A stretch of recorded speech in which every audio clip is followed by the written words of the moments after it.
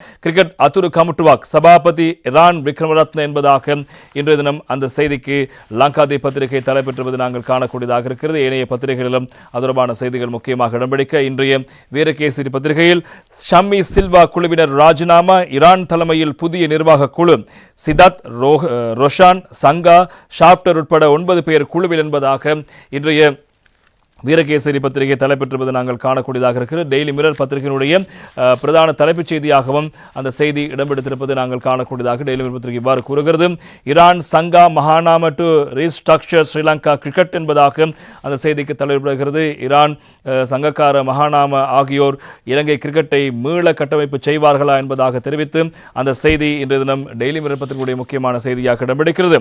Sri Lanka cricket நிறுவனத்தின் தலைவர் ஷம்மி சில்வா தலைமையிலான நிறைவேற்றுக் குழுவினர் நேற்று ராஜினாமா செய்தார்கள். அதையடுத்து ஐக்கிய மக்கள் சக்தியினுடைய முன்னாள் பாராளுமன்ற உறுப்பினர் ஈரான் விக்ரமரத்ன ஸ்ரீலங்கா கிரிக்கெட் நிறுவனத்தினுடைய தலைவராக நியமிக்கப்பட்டிருப்பதாக அந்த செய்தி இடம்பெடுத்திருப்பதை நாங்கள் காணக்கூடியதாக இருக்கிறது.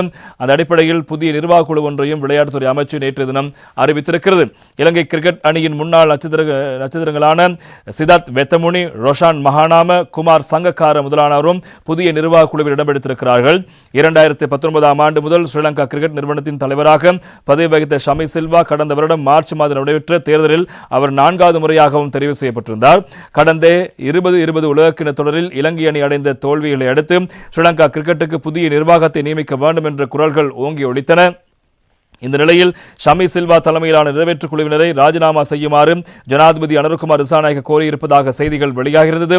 நேற்று முன்தினம் விசேட கூட்டமுறை நடத்திய ஷமி சில்வா தலைமையிலான நிறைவேற்றுக் குழு ராஜினாமா செய்வதற்கு தீர்மானித்திருந்தது.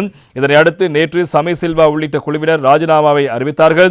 இவர்களில் ராஜினாமாவை இளைஞர் விவகார விளையாட்டுத்துறை அமைச்சர் சுனில் குமார் கமகே நேற்று தினம் ஏற்றுக்கொண்டார். 1973 ஆண்டின் 25ஆம் இலக்க விளையாட்டு சட்டத்தின் 31 மற்றும் 34ஆம் பிரிவுகளின் கீழ் வழங்கப்பட்டுள்ள அதிகாரங்களுக்கு இணங்க ஸ்ரீலங்கா கிரிக்கெட் நிறுவனத்தின் அனைத்து நிர்வாக நடவடிக்கைகளும் நேற்று முதல் தற்காலிகமாக இளைஞர் விவகாரம் மற்றும் விளையாட்டு அமைச்சின் கீழ் கொண்டுவரப்பட்டிருப்பதாக அந்த அமைச்சு தெரிவிக்கிறது. அதன் பின் முன்னாள் பாராளுமன்ற நிதி ராஜாங்க அமைச்சரும் ஐக்கிய மக்கள் சக்தியின் முன்னாள் பாராளுமன்ற உறுப்பினருமான ஈரான் விக்ரமரத்ன தலைமையிலான மறுசீரமைப்பு குழு ஒன்றை, அதாவது இடைக்கால நிர்வாக குழு ஒன்றை அமைச்சர் சுனில் குமார் கமகே நியமித்திருக்கின்றார்.